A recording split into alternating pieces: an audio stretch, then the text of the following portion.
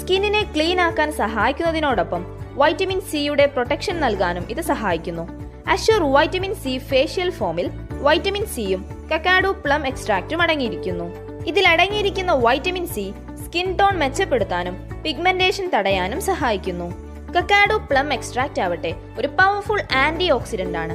ഇത് skin texture മെച്ചപ്പെടുത്തുകയും ageing തടയാനും സഹായിക്കുന്നു.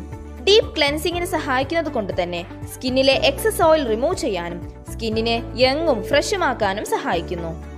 ഇതിന്റെ ഉപയോഗരീതി എങ്ങനെയാണെന്ന് വെച്ചാൽ, നനഞ്ഞ മുഖത്ത് വൈറ്റമിൻ സി ഫേഷ്യൽ ഫോം ഉപയോഗിച്ച് മസാജ് ചെയ്യുക, ശേഷം കഴുകിക്കളയാം.